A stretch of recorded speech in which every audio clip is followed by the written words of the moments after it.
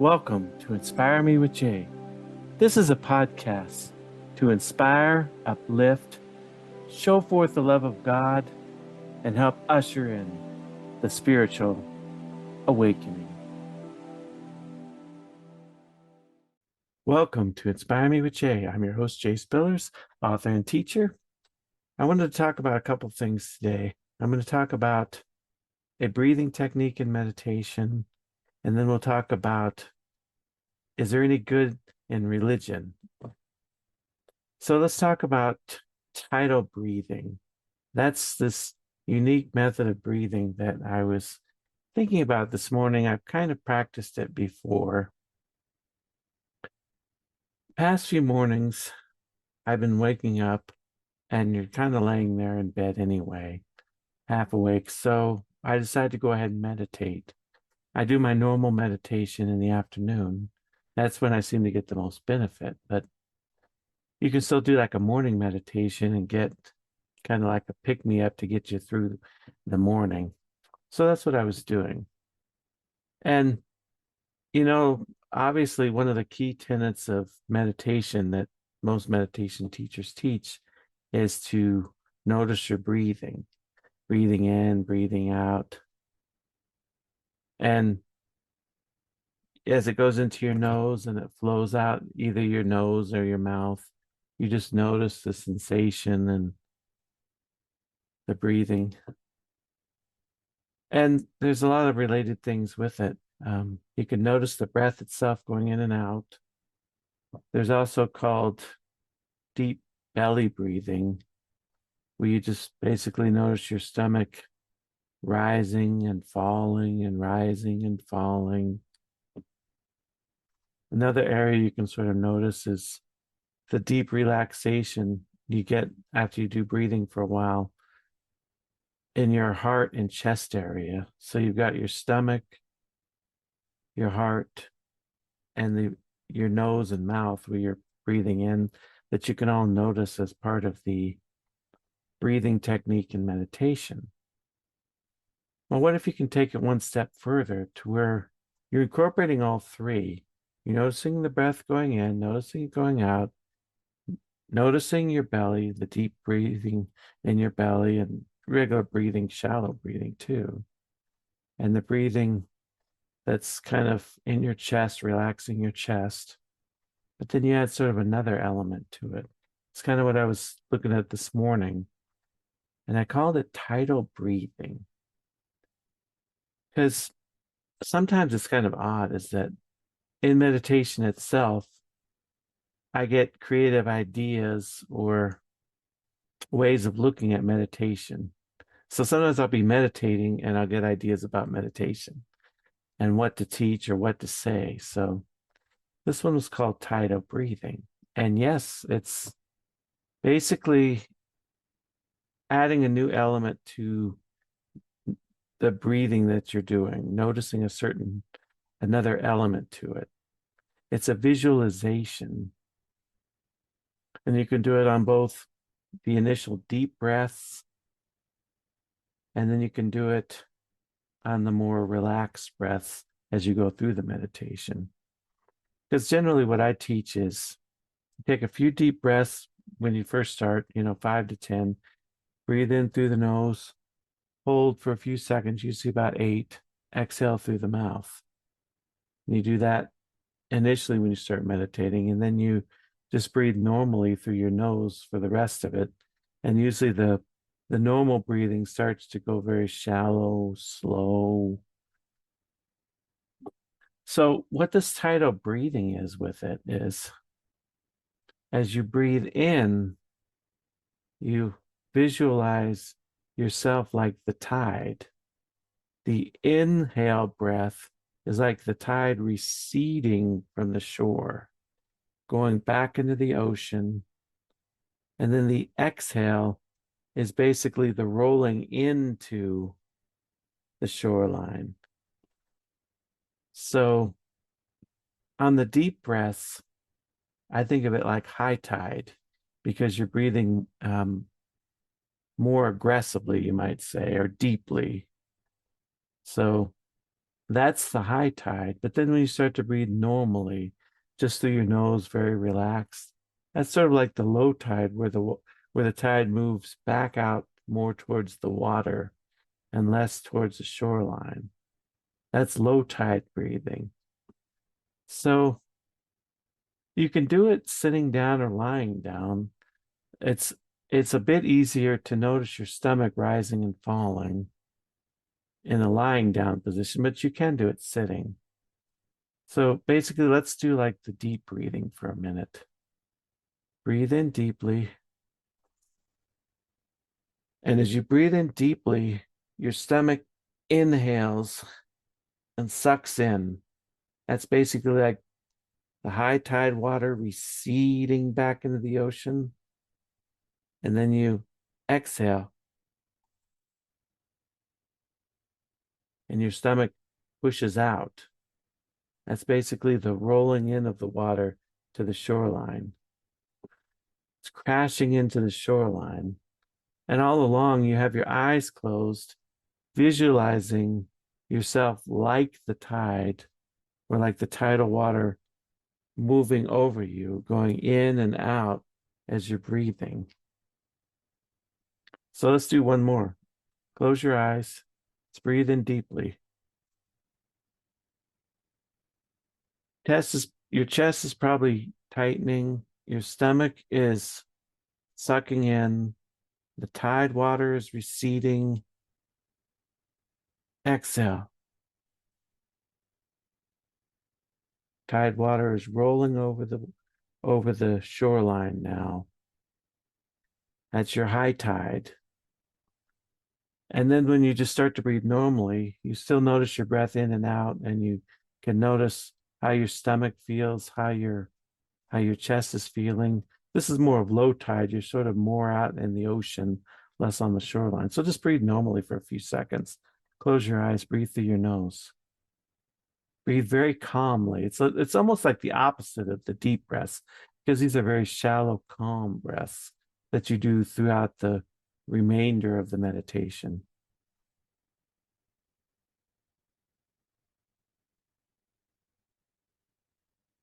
It's a very low tide rolling in and receding. Sometimes you almost feel like you're barely breathing, like you're almost stop breathing, but you don't. It's just very shallow, very subtle, the low tide breath. But I think the advantage of tidal breathing, where you take in this visualization on top of the breathing itself, is one, it sort of gives you a visual focal point, which, remember, in mindfulness, you want to have a focus that can focus your attention away from all your wandering thoughts and whatnot, and distractions can focus you. So it's a additional mindfulness technique beyond just the breathing itself. So it's a focal point, and it actually makes the meditation more interesting. It's just one more thing you can do during a meditation besides just regular breathing and affirmations and other visualizations you could do. Just one more thing you can add is this peaceful visualization of the tide rolling on the shoreline, receding back out. And it just sort of helps to get you more in the meditative state, to really help you go deeper. And it's something that I really enjoyed this morning, because when I was meditating in bed, normally I have music, and music is something that kind of helps enhance the whole experience, helps you to go deeper, gives you a focal point. I didn't have music, so I had to come up with something else to draw me into the meditation. And so on top of the breathing, I did tidal breathing, where I've got that visualization of myself like the tide receding in and rolling on the shoreline. So that's basically what I had to say about tidal breathing. Maybe you should try it next time you meditate. And, you know, If you're not meditating right now, just start slow. Go do a mini meditation where you basically do your breaths, do some kind of visualization, do an affirmation like I'm calm and at peace, and just do that for 1 to 3 minutes. And as you're doing your breaths, obviously you can do tidal breathing then. But that's all I wanted to say about tidal breathing. But go ahead and try it if you're a meditator. If you're not a meditator, start meditating and try it now. Maybe just take uh, a few minutes right now, do some deep breaths, have some high tide with it. Close your eyes and just visualize yourself like the ocean tide, just rolling in and rolling out. You're listening to the Inspire Me with Jay podcast. Please do like and subscribe to the channel, bringing hope and inspiration to the world. I was also going to talk about, does religion have any value? Is religion a good thing? And I think today, religion kind of gets a bad rap, because you see the charlatans, the hucksters, the people that are opportunists that take advantage, use religion to control people, use religion to make money, all these different things that are bad, to hurt people. And so religion kind of gets a bad name. But I think it's like anything else. If you have something of real value, something that's really good, you're always going to have the opportunists, the hucksters, the charlatans that come in and try to use it for their own ends. But it really doesn't make the thing that's inherently good a bad thing. So I think we need to sort of be careful about throwing out the baby with the bathwater, because you sort of look at the history of religion. It's like, yes, there's a lot of wars, things like that, but it also gave society a structure. It gave society a moral code, a way of living that it wouldn't have otherwise had. And sometimes you kind of see when there's a vacuum, when religion's taken out, a lot of bad things kind of move in, which, I mean, you kind of look at like the 20th century with Marxism. Religion killed a few million people, but over 2,000 years. But how many did Marxism kill? 100 million in the 20th century. So just throwing out the baby with the bathwater and not recognizing the good that religion does in terms of providing the first education, the first schools, colleges, universities that we had, like in the Christian world, you had colleges and universities, you had hospitals, you had libraries and other institutions of higher learning, you had charitable organizations, you had a moral structure and fabric to society.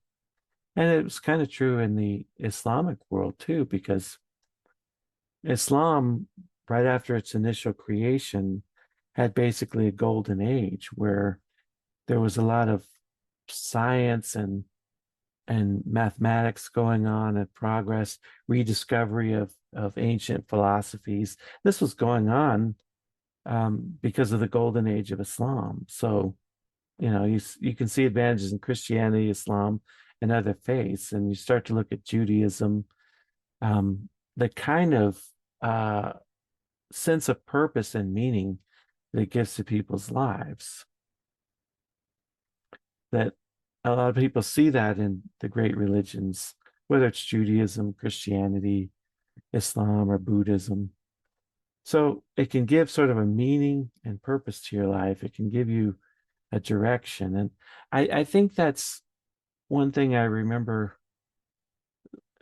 Actually, it was a Muslim scholar saying, um, you hear a lot today, people say, well, I'm spiritual, but I'm not religious. And he pointed something out is that, well, that sounds good, but simply being spiritual by itself doesn't really give you a roadmap, a pathway, a sense of direction in it to practice your spirituality. That's sort of what religion gives you. It sort of gives you a way to live spiritually.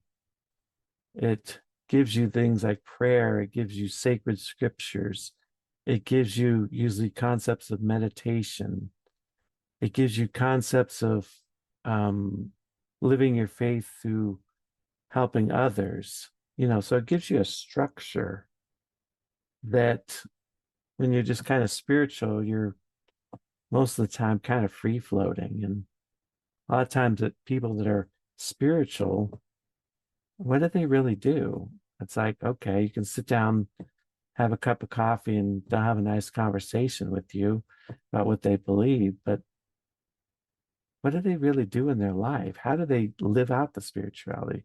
There may be exceptions, but a lot of times you're just kind of floating out there.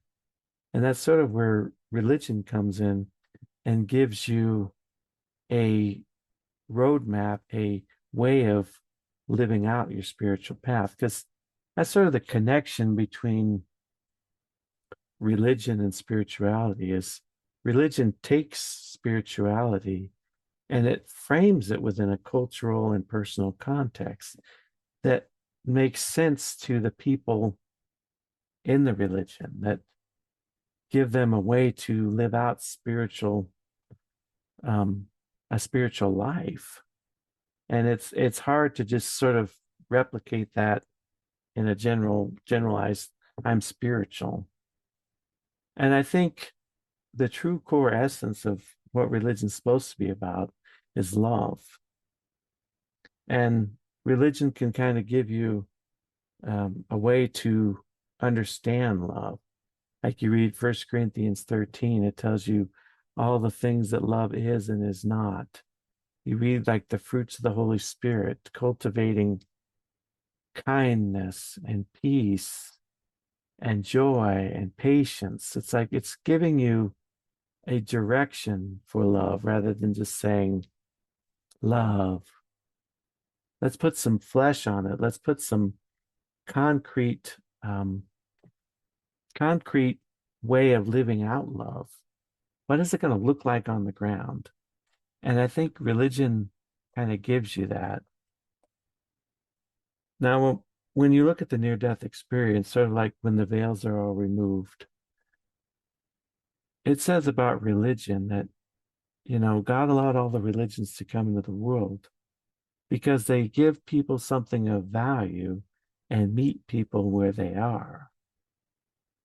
So when you kind of see it that way, okay, well, it makes sense. And it doesn't mean all religions have to be identical because people are on different levels. People come from different cultures. People have different understandings. So, but a religion can meet them where they are. And in that sense, it's good. And I think the thing is, when you look at like the near-death experience, does any particular religion completely capture all that is in terms of spiritual truth? Well, no, it probably doesn't, but that's probably almost impossible from an earthly perspective in a human body to fully capture everything that is spiritual, to fully grasp everything that's out there. And I mean, it's like when you look at the Bible, I believe, is divinely inspired, contains wisdom, contains um, the message of God, all of those things. But it's doing so in a way that we can grasp and understand. So it's not going to have everything that's out there that's true. It's kind of like if you're going to take very complex terms like astrophysics and I'm going to explain it to a first grader, I'm going to have to do it in a very simple way, right? Well, in a sense, the Bible and all religions have to kind of simplify it so we as humans on earth can understand it. And that's not a bad thing. That's a totally reasonable thing, especially if you have kids, you understand that, it's totally reasonable to simplify so that people can grasp what you're saying. So that's basically all I wanted to say about religion. Thank you for joining me. Have you ever wanted to learn to meditate? Check out my book, Meditation for Everyone: How to Quickly Have a More Peaceful, Mindful, and Fulfilled Life, and support this channel. With Meditation for Everyone, you will learn to quickly and easily meditate, relieve stress and anxiety, alleviate depression, and have more joy, peace, and relaxation. What you will learn: mindfulness, the art of stillness, step by step on how to meditate, strategies for overcoming challenges to meditation, and much more. D. Mason said this is a nice meditation book, even for those already meditating. I agree with the statements that it will help to have a more peaceful, mindful, and fulfilled life. 4.6 star rating, available on Amazon.